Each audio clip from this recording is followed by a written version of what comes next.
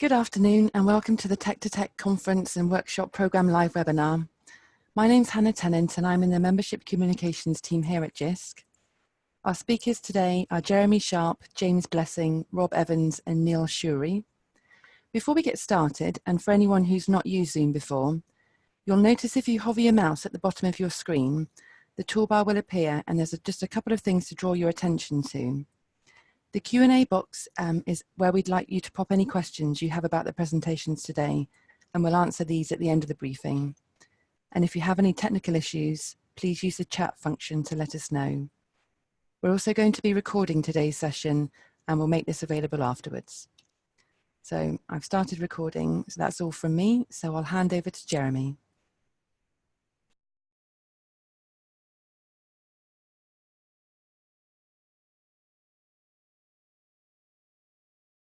Good afternoon, everybody. My name is Jeremy Sharp. I'm the Janet Infrastructure Director, and I'll just be providing a short introduction to the main content of this afternoon. So on the programme, obviously the session is focused on the Janet Access programme, and Rob and James will take us through in quite a bit of detail the Janet architecture, the new Janet Access infrastructure. And then we'll move on to Neil, who'll talk us through how we plan to build and prepare for the new Janet Access infrastructure, which some of which is underway, but more from Neil on that. And then there's a chance at the end to have Q&A where we invite obviously questions. In terms of these sort of tech-to-tech series of events, we've been running a series of events in various parts of the UK. This is the first webinar that we're holding, which is a summarised version of each of the days that we've been running. We're actually in Durham tomorrow running an event, tech-to-tech event in the northeast, so this is a good sort of warm-up practice for that event. As you can see in the list here, we've been up and down the country, and after Durham tomorrow we've got a couple of other locations. So if you haven't attended one of those and you're in the Belfast, Manchester or indeed Durham area, please join us at one of those events. The idea of these events is to obviously have technical engagement, hence it's called Tech to Tech, on Janet development and its services. At the moment, the focus is on the work we're doing to rebuild the Janet Access infrastructure, so moving away from the regional networks to the new access infrastructure. In the future, we do want to focus the discussion in other areas, and we are sort of seeking input into what those areas of discussion should be in the future. And put automation here, as one example, but it could be anything. So we're really keen to continue the conversation. Today's webinar is focused on the new Janet Access infrastructure, and the program that we're running, the overall aim is to reduce the sort of complexity of the current infrastructure that we have. So we've spent in previous years a lot of time analysing the architecture and defining a new architecture for Janet. And as you can see on the right hand side there, that diagram is a very simplified representation of our aim to collapse the architecture, to take a lot of the complexity of the current regional infrastructure out and have a more unified and simplified access infrastructure that connects into the existing Janet backbone. So as part of that standardization, we'll have a standard way of building each of those access infrastructures. We are planning to do a lot of work around the Janet management platforms from an operational support and business support sort of systems perspective. So we've got a program of work there.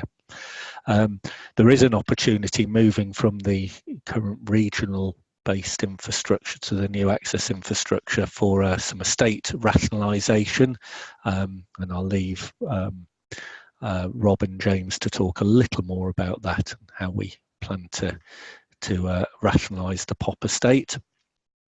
And very importantly, we are aiming to make much more use of fibre where we can.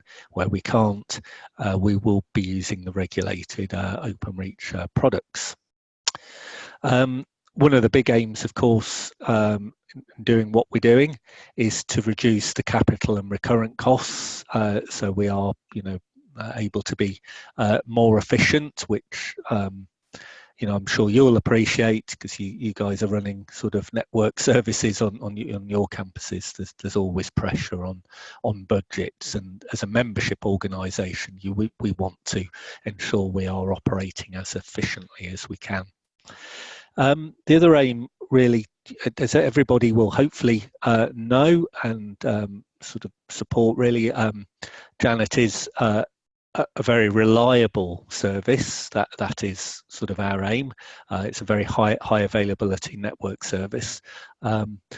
See, the introduction of a new access infrastructure, we want to sort of improve that even further. So that's at the very heart of our design. And also, we are aiming to increase the speed of sort of connection provisioning, both the installation and upgrade of existing connections as well. So those are the key aims around this Janet Access program that we're trying to achieve. So that was my really short introduction. I want to hand over now to James to take us through the detail.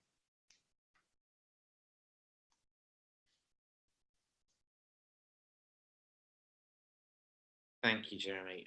Just bear with me while I share some slides, or not, as the case may be. Hold on a second.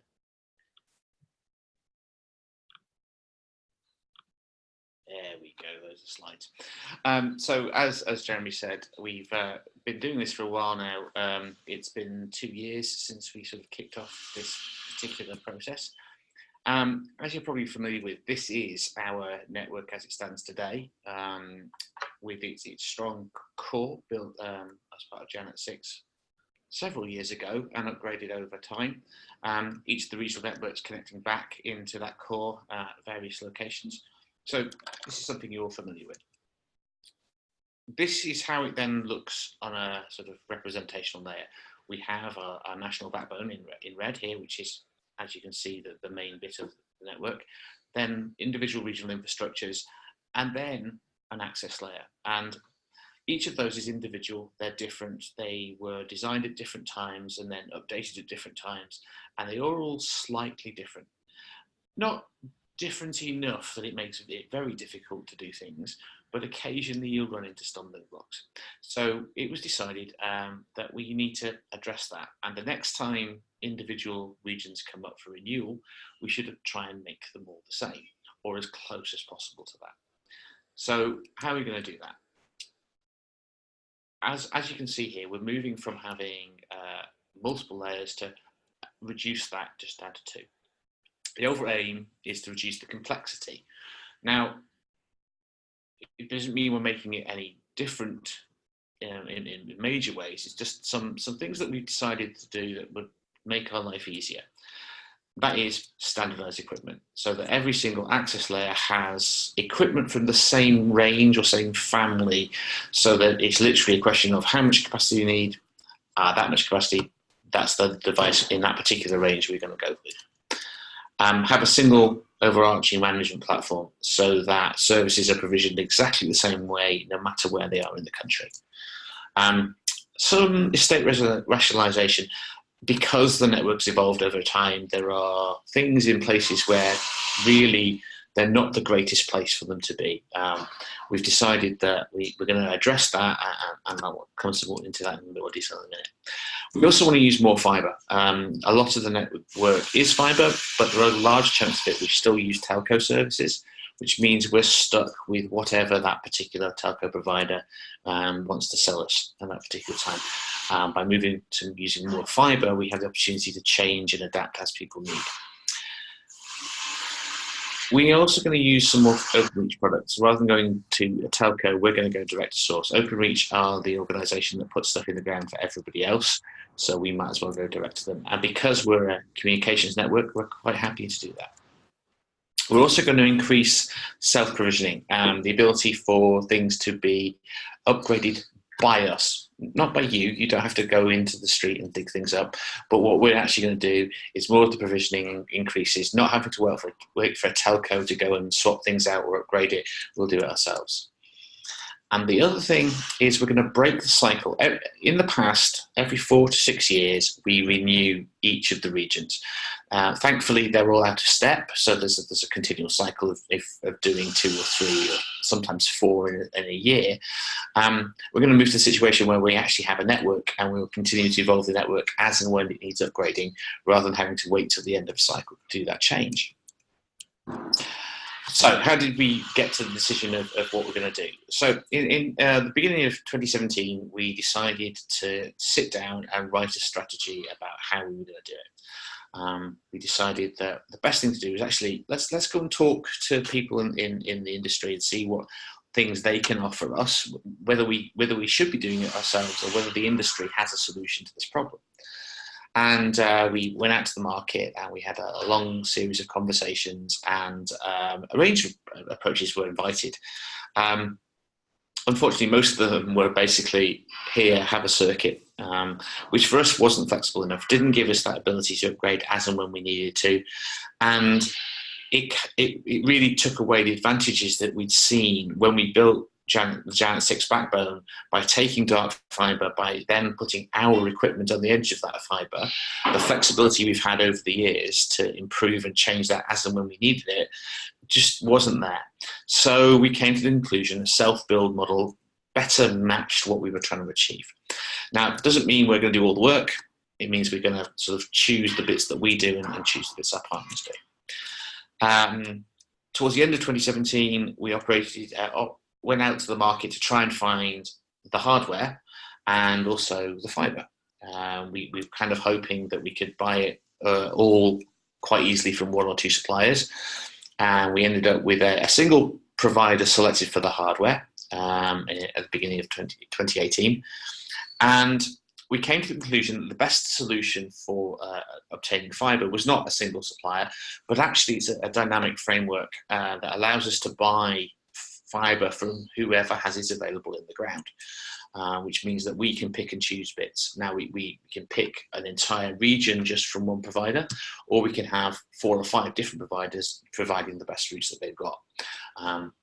Whether that's worked well or not, that's a different story, and that's something we'll talk about at the end of the project, I think. And then we just have to build it, and I'll let Neil talk about how we're actually going to go through that process. We're going to do this region by region as the existing arrangements finish. So we're not going to rush into doing this in one massive go. We're not going to let them all expire and then start building. As each individual region comes up and we would have normally procured it, we'll move it to this new model. The boundaries that we currently use for regions will change.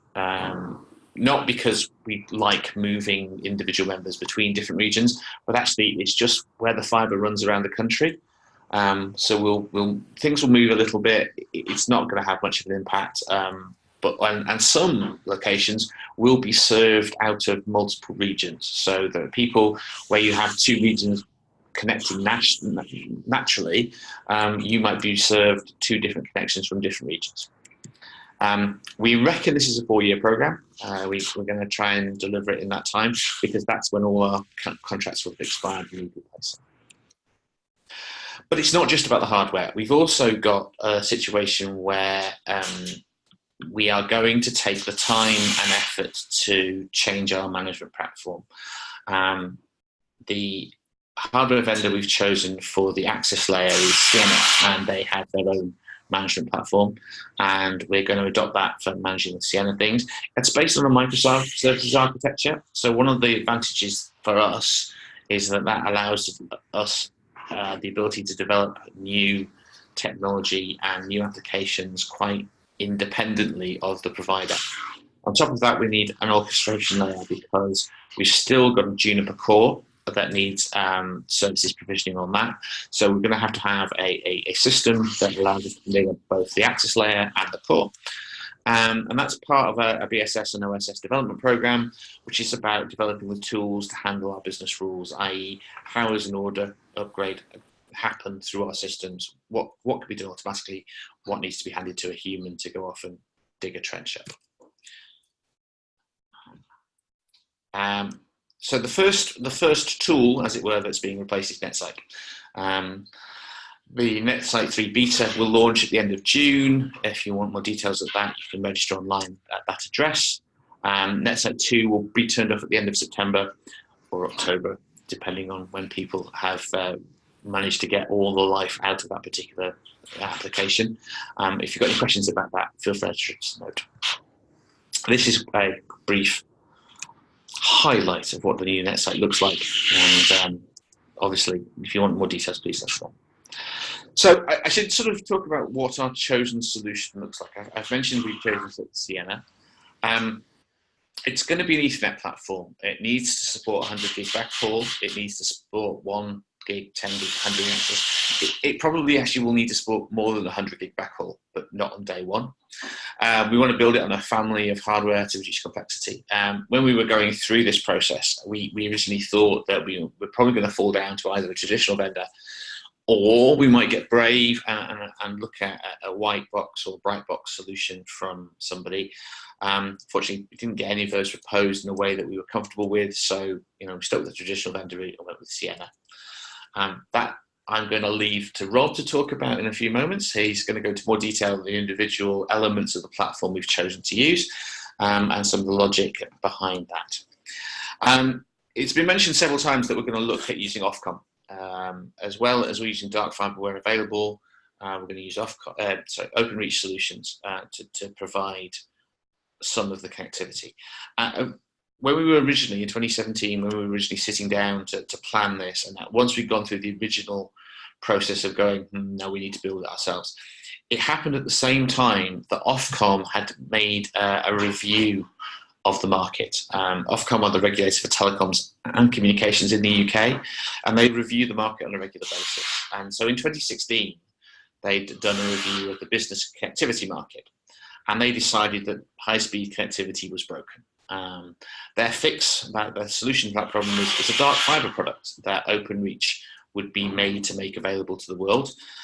BT Group decided that no, they didn't want to do that, and so appealed that decision. And because Ofcom may have made some errors in their calculations, the Competitions Appeal Tribunal sat down and went, Ofcom, you've made some decisions that are wrong in your calculations, go away and think about it. So that product was withdrawn, and we were left in a situation where we couldn't get as much dark fiber as we wanted.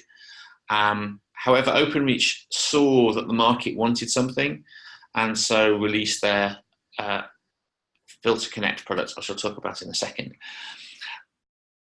In 2019, in fact, the last few weeks, it's come back around again that Ofcom have redone their figures, gone away, done their calculations, and are now turning around to BT and saying, no, you must offer a dark fiber product. It's slightly different than the original product. It's only available between BT telephone exchanges, and if you want to dark fiber from BT from a telephone exchange to an end property, you've actually got to run your own fiber, but you are allowed to use OpenReach ducts to do that. So that does still remain a possibility if we feel like that there's a need to provide dark fiber for certain institutions. But OSA Filter Connect, or Optical Spectrum Access Filter Connect, was launched by OpenReach, and it basically gives us access to spectrum on a product that they provide. So they provide a DWDM product, and the original solution was you got 10 gig as your first connection, and then you bought an extra 10 gig, and then you bought another 10 gig, and you bought another 10 gig. Or you could buy 100 gig if you wanted to. The problem with that is obviously expensive, and every time you needed to upgrade it, you had to go back to OpenReach and get them to provision it. And they would have to literally send an engineer to go out and do it. And it was also quite expensive. When compared to their other products, it was really expensive.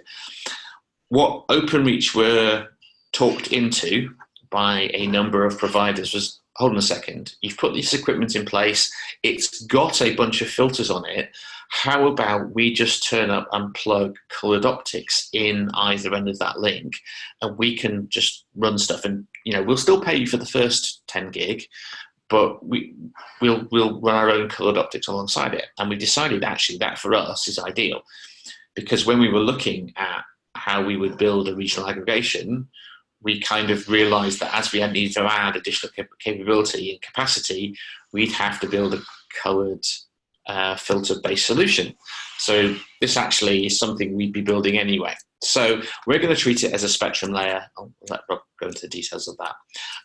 Some details of it there if you're interested in it. So how are we going to build it? How are we going to take dark fiber and filter connect and build a region? So we've got a national solution.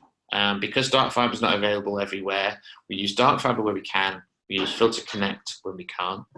We're going to use OpenReach telephone exchanges, or BT telephone exchanges, if you want to call them that, as POPs, because they have space, they have power most of the time, and that gives us a really good place. A lot of other providers have connected to those locations, so hopefully getting dark fiber from them should be pretty good. Effectively, we're going to use OSA filter connect as an optical layer. Use the Sienna kit as the Ethernet layer, obviously establish dark fiber framework to make sure that we can get dark fiber where we can. And if dark fiber becomes available and OpenReach and Ofcom can agree on what the product looks like, we might use that instead as well. So we've got a solution, it allows us to build. So what's it going to look like? This is the Southwest. This is the April update for the Southwest. So this is kind of what it's going to look like. The blue dots are BT telephone exchanges where people are connecting to. The white dots are BT telephone exchanges where no one's connecting to, but because of distance, we have to have something in between. And then each of those orange box, sort of yellowy boxes show the individual connections in that location. That's a false geographic representation because none of the distances match in reality. Logically, it looks much more like this. This is the south, and you can see where we've used dark fiber from SSE in the core and that sort of northern link, but we've used OSA filter connect around the eastern link because obviously there was no dark fiber available there. So that's kind of what it looks like. What we're going to put on the end of it, I'll pass on to Rob.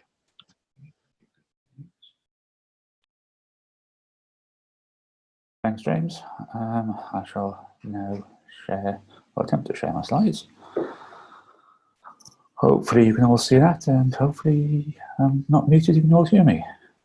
Good. Right, so I'm going to talk a little bit about the kits we're going to be putting in your locations, in the exchanges, and how it's going to work. So this is a diagram I will come back to. It's an example topology that I'll use to illustrate the topology of the network we're building. But to stress that, so on the left you have the core sites. These are existing Janet core sites. You have the RNEPs. These are by and large existing RNEPs for most of the regions. There are some instances, as James mentioned, that we're using this as a reason to change the topology slightly, but by and large, most of the RNEPs are staying. And then you have the co-location sites. These are, again, usually OpenReach exchanges in the new access architecture. There we go. Yep, let's try and get the hang of this. So the equipment that we are going to be putting into the exchanges is by and large is mainly the Sienna 5170 device. It's a layer 2 Ethernet device. We're going to be using it for the region aggregation or possibly as an NTE for sites that are running at 100 gig. It's 1 rack unit high. So in the middle of that there, you have 4 grey QSFP 28 ports for 400 gig backhaul. That's, or say 200 gig east, 200 gig west, because they're going to be built in a ring. Then you have 40 SFP plus ports for 10 gig E. And we'll be using those for connecting the access links up, or for lower demand rings, we might build that as multiples of 10 gig.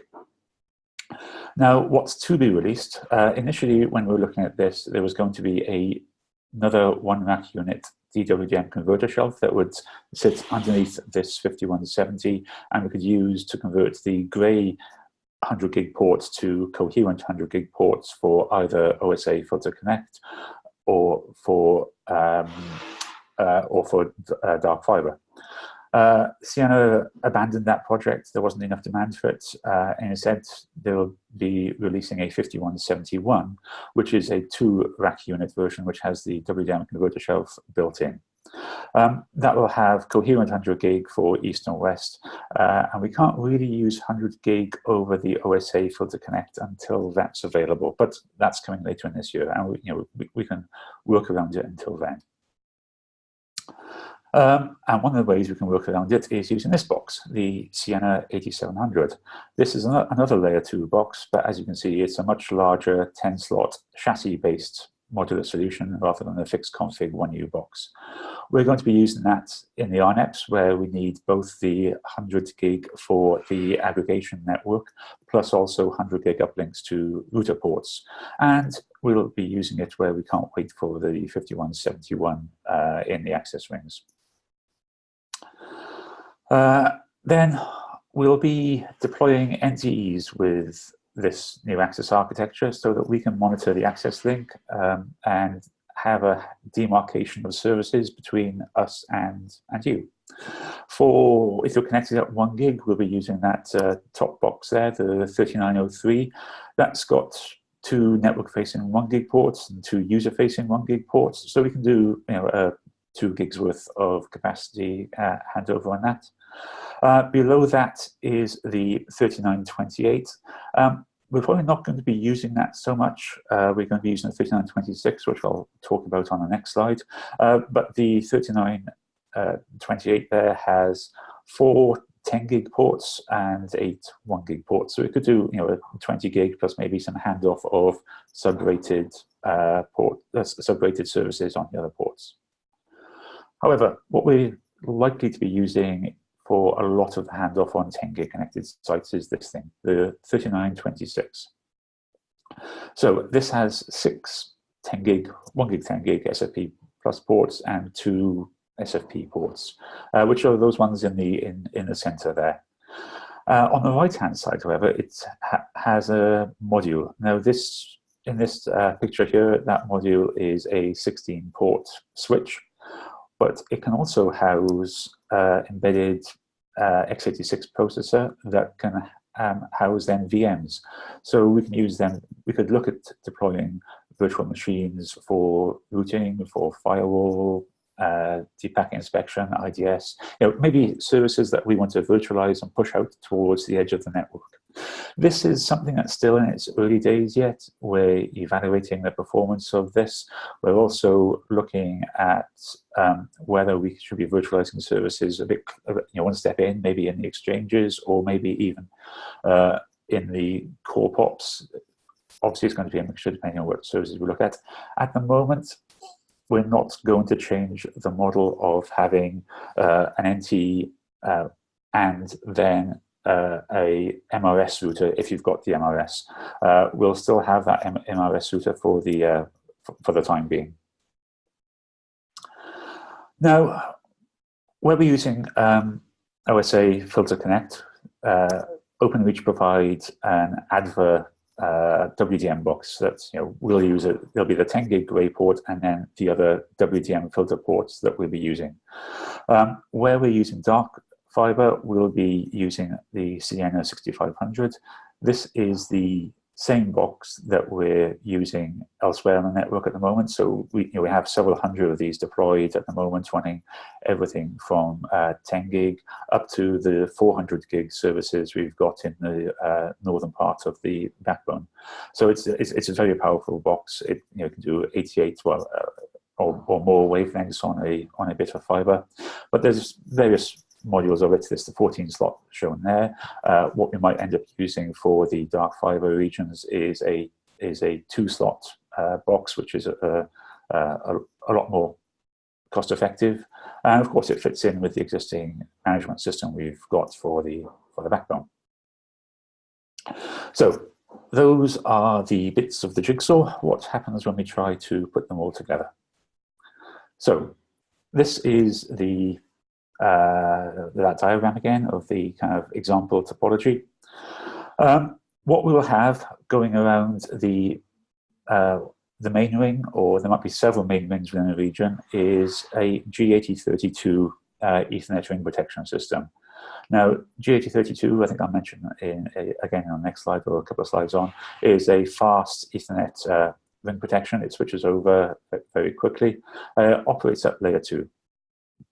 The sites I've got here are kind of examples. Site 1 is single homed, site 2 is dual homed, site 3 is also single homed but to a subring. And what we'll be doing is building up the IP services from the sites to the RNEPs where they're delivered. So if I move on, what appeared there, in case it was a bit too fuzzy on the on Zoom, is this dotted green line between site 1 and router A. So that's a VLAN across which we'll just deliver the IP service.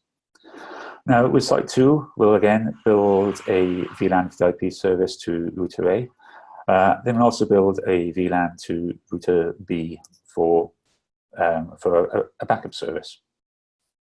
Site 3, we're going to do the same sort of thing. The primary might go to router B there.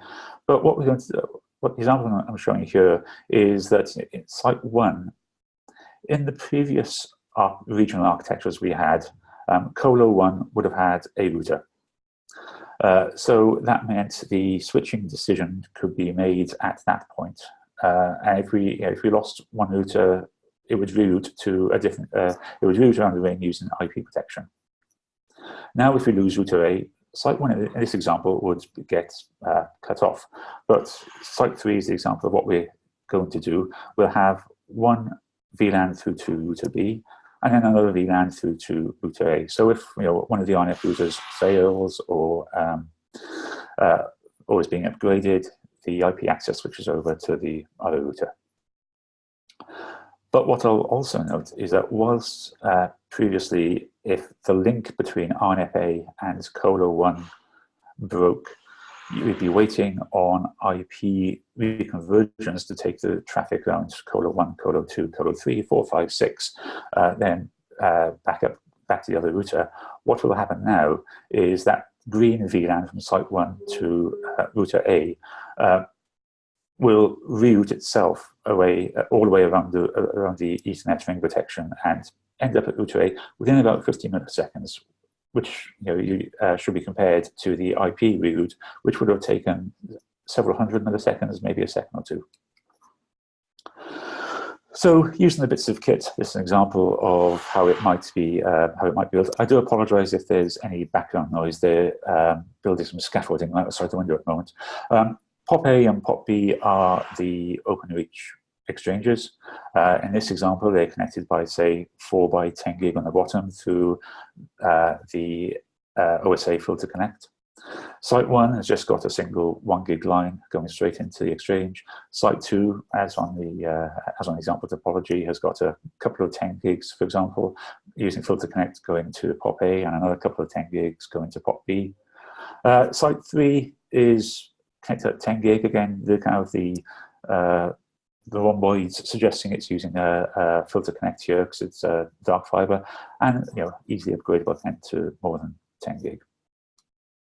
So, going back to what I was saying about Ethernet ring protection, G8032Y1344, it's very fast Ethernet ring protection. Assuming the fiber ring is less than 1,200 kilometers, and regions of the UK, I should hope that's true, unless OpenReach is going a particularly strange route, it should be switching over within 50 milliseconds. So, kind of SDH style protection times. The protection happens at layer 2, so we don't need to wait for IP to reconverge on a link failure within the region. The peering, if you're on BGP, the BGP peering will stay up between the site and the RNet router. If an RNet fails, we still, of course, need to switch to the other RNet at layer 3, and that's what I was trying to show there with the site 3 on the example topology. Because there are a lot of devices in the way, and because the IP service is going to be presented as VLANs on a single interface, or could be presented as VLANs on a single interface for both the primary and backup, what we want to be doing is deploying BFD, which is an IP protocol that detects failures and can then signal it to upper layers. So that then checks for IP reachability between the router and between our router and your router. You can tie BGP sessions to that, or you can tie a static route to that. And then when that BFD session between the RNet router and your router goes down, it can switch over quickly to another path. The NOC will configure this on MRS routers. You can configure it on non-MRS routers, routers that you manage yourselves. One of the other things this layer 2 services devices bring are health checks. So we can what Sienna call a birth certificate. When we commission a circuit, there will be checks performed by the devices using RFC 2544, Y15664. So we loss, delay, throughput, which we can then hand over to you to show that the circuit is behaving as it should be. Then throughout its lifetime, there will be CFM, continuous fault monitoring, Y1731, measuring delay, jitter, loss. This also enables better visibility of the layer 2 net paths we provide through this new infrastructure. Before, our visibility has largely been up or down. Now, with these devices, we should be able to provide a lot more diagnostics, be able to tell when things aren't behaving quite as they should. So how will this be presented to you? Well, on that NT that we will be supplying, services are likely to be delimited by VLANs. So the IP service will be one VLAN, express route could be another VLAN, net paths could be another VLAN. In some instances, if there are spare ports on the NT, then we could present them on additional ports. One thing you need to be careful on there, of course, is that is contending the uplink bandwidth. So if you have a 10 gig port for your IP plus a 1 gig port for your express route, but only a 10 gig backhaul, we need to be sure that we're not overloading that. Now, one of the flexibilities of this new architecture is upgrades are hopefully going to be a lot quicker. If we're using OSA filter connect, then it's going to be down to our engineer time, because to light up a 10 gig wavelength, we don't need to tell OpenReach we're doing it. We just put a couple of SFPs in, patch it on the backhaul. On the access links, we put a couple of SFPs in. We use the NTE if it's an additional 10 gig. And it's down to our time, your time. We don't need to get OpenReach involved. We just plug the transceivers in, patch them in onto the spare wavelength, and that's it. The capacity is there to use. And that's kind of it. What I was going to cover. What I'll do now is I think we'll do the questions at the end. So I shall hand over to Neil. Thanks, Rob. So I'll just share my screen. No, that's not the right one. That one. Okay, hopefully everyone can hear me okay. There's no scaffolding here, so hopefully less background noise. I'm going to talk through kind of a whistle-stop tour of the 4 years program to actually build this thing. There's a lot to it. I'm going to obviously go through the process of the design and delivery, and also touch on a few areas where what we're doing now is different to what we've done previously. As soon as I can get the slides to move.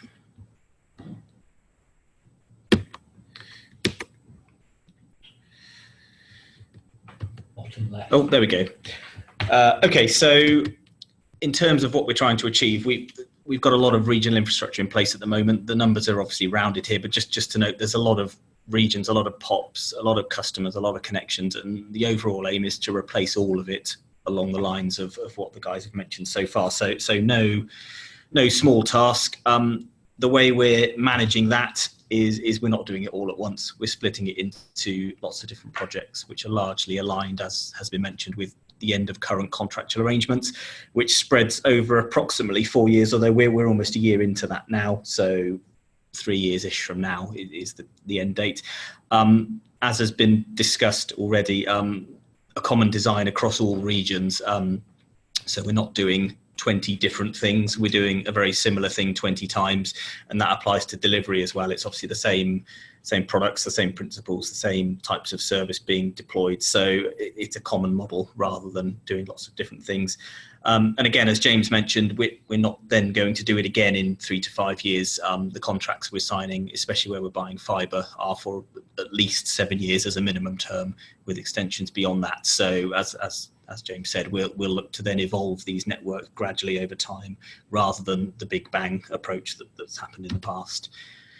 So the main process of doing this per region is split into 4 main phases, which I'll just run through now. So the design, what we used to do previously is we'd have a set of customers in a region with a set of bandwidth requirements, and we'd chuck that requirement at the market and say, design and build us a network that meets this requirement. What we're doing this time is different. So lots of inputs into this. So on the left, the top diagram, this is the diagram Rob presented. So this is the design principles that we're looking for these networks to adhere to. The second box down, so the maps, we're doing a lot of work with fibre providers. We've got a framework with multiple providers on it. Before we even consider what we might try and do in a region, we're talking to the fibre providers. We're looking at the fibre maps to see what's in the ground, to see very specifically what's available, and looking to design the networks based on that. The middle box on the left, that's a diagram of one of our current regional networks. That's the input there is we clearly have to make sure we're at the very least replicating the services that we deliver at the moment. In most cases, we're doing more than that, and this is what the sort of graph diagram shows fourth down. As well as services in the ground at the moment, we pay a lot of attention to our traffic stats and our predictions of traffic usage, and what we're trying to do is build these networks to meet traffic demand for at least the next 3 years without having to do anything. And then beyond there, there's this capability to obviously grow the networks from there. And then the bottom one, this represents our lovely customers. So we're not just assuming that every service you've got at the moment is all you're ever going to need. We're gathering information around requirements going into the future as well. So again, we need to make sure that these networks are fit for purpose for at least 3 to 5 years without needing to do anything, and then we need to be able to very easily evolve them from there to meet demands of the future. We obviously do a lot of work with all that information, and eventually pops out what we feel is a sensible topology within a region. That diagram is obviously the national backbone, but it illustrates that all of these bits of information will result in a topology for a region. What we then do with that topology is we look at the length of the fibre and the links. We look at the bandwidth required. We do a lot of calculation around all of that kind of stuff, and that then results in a requirement for all of the equipment we need. Now, Rob's gone through obviously the types of things we're buying, and the setup will vary per region based on these kind of fibre characteristics and bandwidth requirements and that kind of thing. So a lot of work goes into modelling and designing the equipment we need to buy. Once we know the equipment we need to buy, we obviously need to know how big it is, how much power it needs, which then feeds into rack design. So then we can finalise the POP spec for what we need to buy. Once we've done all that, we kind of have the missing piece of the jigsaw in terms of everything we need to then get on and do these things. So it's a lot of work, a lot of design, a lot of calculating to do something that previously we'd allowed suppliers to do. And we're in the thick of that at the moment with quite a lot of these regions. Once we've got that design, we obviously need to make sure we can afford it. That's not just how much money have we got in the bank today to pay for these things. It's also a comparison versus what we're currently paying for that particular regional infrastructure. And it's also a comparison versus a pure OpenReach network. So one of the first things we do is when we have a topology that we think will work, we model that topology based only using OpenReach products. And that's kind of considered to be the baseline network. And if we can replicate that network, but by buying fiber from our fiber providers, then all the better. We don't always expect fiber to be cheaper than OpenReach because we're well aware that fiber's better if we can get it, but it needs to at least be comparable. So a bit of work goes into just justifying the financials behind anything we do. Once that's happened, we're in a good position and we can actually get on and build one of these things. Just to note, so this is the question that's come up previously at some of the events we've done. So one of the key things we've looked to do, so at the moment, any customer on Janet can clearly have resilience, and we deliver resilience to a lot of people. From the 1st of August for universities, it's up to us to deliver resilience to them. And for anyone else, as I say, they're quite welcome to buy resilience. If I just show a couple of diagrams of the Southwest region. So the one on the left represents the spread of POPs we've got at the moment. The lines are the infrastructure links, although not geographically perfect, they show the links between the POPs. The diagram on the right is the geographical version of the one James showed earlier. So that's where the new POPs are going to be in the Southwest. There's obviously a lot more of them. They spread a lot further into the region. The point here is any one customer is far closer to 2 POPs to get resilient connectivity to Janet. So we can do it a lot more affordably, essentially. So again, that's where in some cases we need to pay for that, so it's more affordable for us. But more importantly, where customers are needing to pay for it themselves, it should be far more affordable for anybody. And this is a model we'll replicate in other regions as well. So less interesting, but obviously once we've designed it, we need to buy it. We've got a framework of dark fiber providers where we buy fiber and also colo if we need it. We've got an equipment provider, an equipment framework with Sienna, where we can buy the equipment, and also professional services. So that's install services and also maintenance of the equipment. We have access to all of the regulated OpenReach products. And as a backstop, we do have various other frameworks. We've got our telco circuits framework, which some of you may use as well. We've got our network equipment framework. We've got various data center and colo frameworks as well. So if all else fails, we do have other options to buy what we need to buy, but the assumption is in most cases we'll be buying dark fiber or OpenReach products and Sienna equipment. In terms of building, this is where it gets into BAU really. We're used to building networks, we're used to delivery of lots of components and POPs and equipment, and we plumb it all together and we test it. And once we have a network that's ready for service, we start talking to you about migrating services. So I don't need to dwell on this, I don't think. As I say, we've done this a lot over the past, and this is kind of known ground for us. So once we get to this point, we're fairly happy. In terms of transition, again, we've done this before, and a lot of you will have done this before with us. We obviously deliver new infrastructure, we deliver new services to your institutions, and at a time that suits you, we migrate from existing services to new services. And again, we're pretty comfortable with this because we've done it a lot, and we obviously work closely with customers and members to do it in a way that sort of affects you the least we possibly can. Just a note, so we're obviously always trying to do things better. What we expect is once a circuit's delivered, within 30 days, we like to have migrated a customer over to that new service so that we can then cancel the existing services. And in the most part, that happens. Last year, so this was calendar year 2018, calculations showed that migrations that took more than 30 days cost us an extra £80,000. That's not just costing us, that's obviously costing the community because we're all publicly funded and all that kind of stuff. So this is an area we're really looking closely at in terms of trying to do things more quickly. The emphasis is very much on us around comms leading up to migration and scheduling and that kind of stuff. But just to note, we're looking at it, and we obviously appreciate your support when the time comes to try and get these things done in as efficient way as possible.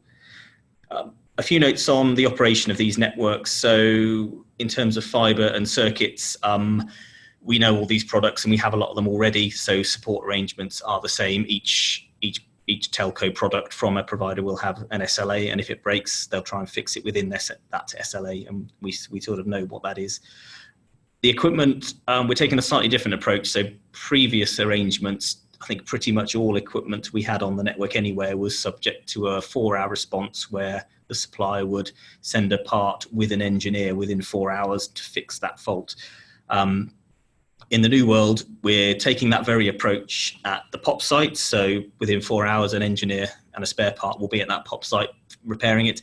At customer sites, what we're looking at is a slightly different approach. So because we're going to have a lot of kit at a lot of customer sites all over the country, the cost of our suppliers sort of resourcing engineers to cover all of that was quite scary. So what we're looking at is a 4-hour parts only service. So the part will be delivered to site within 4 hours, and then we'll be looking to work with our customers in terms of swapping those parts out. We've done an awful lot of work with Sienna because we're slightly wary of this because it's slightly new ground. They've done a lot of work around evidencing the processes, and we've picked through that in quite a lot of detail. And we do plan some test calls once we've got some of this equipment at site, at customer sites, just to reassure us the process works. Interestingly, we've got some of this equipment in our own lab, in our office in London, and we had some faults, and we went through this process, and it worked fine. We were quite happy with it when it was equipment in our own office. We just want to reassure ourselves that that's going to be the case when it's at customer sites as well. So we'll go through that, and we will monitor this because we're aware that it is a change from what perhaps you're used to. Something else that came up at one of the other events, again, we're obviously going to have a lot more equipment all over the country. Were Sienna, did they have the right coverage in terms of where their spares were located to get everywhere in 4 hours? So we did some work with them around where their spares hubs are, and it looks like that. So perfectly happy, you know, you could get anywhere within probably 2 hours, let alone 4 hours. The blue one is worth noting. So previous to perhaps a year, 18 months ago, all of the Sienna equipment that was manufactured in the States got shipped to Europe into the Netherlands. It was held in the Netherlands, and then it was distributed to the various country-based hub sites as it was needed. This never really caused us a problem, but we did a bit of work with Sienna around, are you looking into what might happen after Brexit, et cetera, et cetera. Long story short, one of the changes they've made is any kit that is due to end up in the UK goes directly from the States into Stansted now. So there's no stop off in Europe. There's no dependency on Europe. It comes straight into the UK. So easier access to the equipment, obviously a more efficient route it takes to get to us. So just mitigating any particular issue with getting kit from Europe in future. So again, we're pretty happy with that. How are we actually getting on? 2 regions are well into build now. Lots more are in design and on the brink of moving into build as well. And then anything that's not on this list is in our thoughts as well, because 3 years from now, we're due to have almost finished this, and it takes 18 months to 2 years to do any individual project. So clearly we need to be thinking about all of them fairly soon. To summarise, James shown you some of these already. This is the south region that we're building. This is largely a fibre network. The footprint is very similar to what's in the ground at the moment because it's an SSE network, as is the current network. The difference is we're getting a lot more capacity on this core, as well as out to customers for a lot less money. So similar network, but more for less in terms of bandwidth versus cost. Southwest I've mentioned, so I won't dwell on this, but again, just a network that we're expanding and getting more bandwidth and bringing costs down as well. In the Midlands, so the diagram on the left, this is our current West and East Midlands networks. This is a very good example where we spent a lot of time working with fibre providers, looking at their network maps, rather than just getting them to build something based on what we thought the groups of customers should be. We took a more sort of step back approach. The diagram on the right is what we're now buying. This again is largely a fibre network, and it's suited the fibre providers network to be able to give us a single bit of infrastructure that spanned both regions. And again, we're buying that for a lot less than we currently pay for the 2 separate regions on the left. So this isn't quite in build yet. We're just finalising contracts, but another good news story there as well. That's me done. I think this is now where we stop for questions for everybody. So I'll stop sharing and you can see us all. Thank you, Neil and James and Rob there. hopefully those sort of series of presentations have been informative and given you a good feel for the changes of to the Janet access infrastructure. We did envisage a little longer for Q&A. We can see that no sort of questions have been posted. I sort of posed a few questions there in the chat box, but happy to spend a few minutes if anybody has got any questions to ask. Thanks, Jeremy. You've got a reply to one of your questions, actually. It's from Philip Garand. At which point do you provide details to us of the router reconfiguration that we need to undertake? Rob mentioned this. Okay, thank you. Either Neil or Rob, do you want to take that question? Yeah, well, I guess there's a couple of things Neil might be able to answer on the process side of things. I think probably one thing to bear in mind, bearing in mind Philip specifically, is that places like Val are slightly different. They're slightly outside this architecture because of the large demand, the 100 gig rather than the ones or 10s. But for the other STFC sites, for example, then it will be part of the rollout program. There will be some discussion. There'll be some information. Sorry, to hand over to Neil. Yeah. So in terms of the sort of high level process, what we tend to do is when we get, so for any individual customer circuit, when we get communicated the date when that circuit's going to be delivered, which is on average about a month before it's actually delivered, at that point some of our engineers will then engage with customers around config and that type of thing. So it's within the window of the month leading up to when the circuit actually gets delivered. Obviously a lot of things happen which mean that can be slightly more or slightly less, and things get delayed and all sorts of other things, but that's the sort of process we try and follow. We will be sending out an information sheet, and that I think is available on the website currently. But as we get closer to transition for sort of institutions, that will go out, and that has a lot of detail about what will happen when and what you need to prepare for and so on. But it is available on the website now. There are no other questions just at the moment.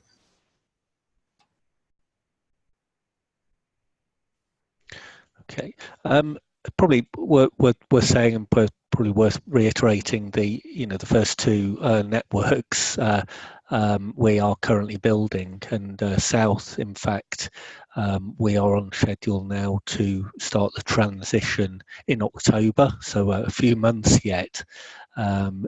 And that'll be the first one that will move over into the new configuration fairly quickly, followed by Southwest as well.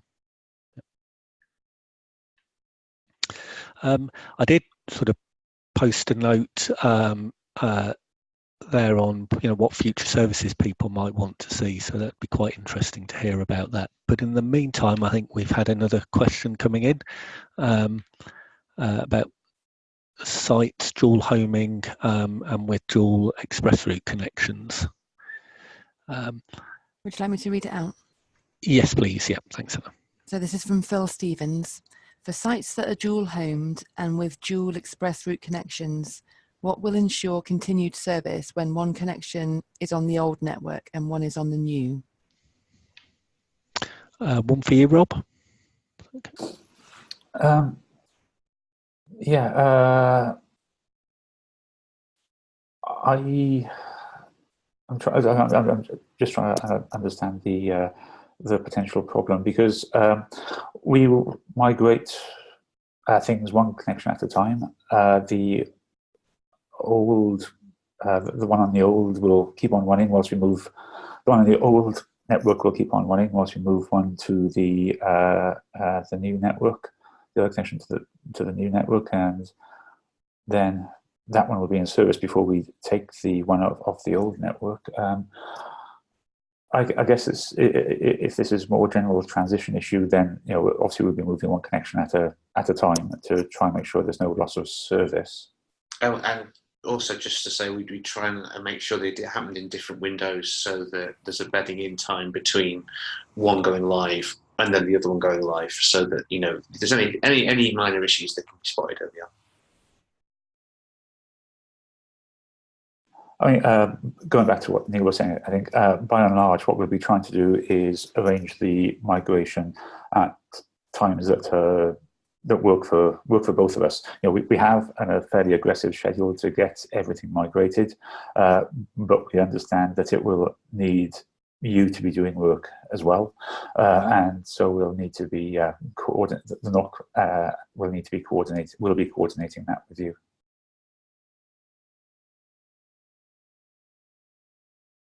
No other questions at the moment. I think we are a couple of minutes over the time that we said we'd scheduled to finish, but obviously we're quite happy to stay on. But if there are no other questions, I hope again everybody's found that useful. If there are any sort of questions that you want to ask us directly, you're very free to, of course, email any one of us, and we'll get back to you. So I think it probably just remains to say again, thank you very much for joining, and keep an eye out on the schedule of Tech to Techs. If you've missed one and that has been in your region, you're very welcome to join future ones in other regions. Obviously tomorrow is a bit short notice, but the one in Manchester, for those of you in is the next one, and you're very welcome to attend that one. Thank you, and thank you, Philip, there for your nice comment. Okay, goodbye, everybody.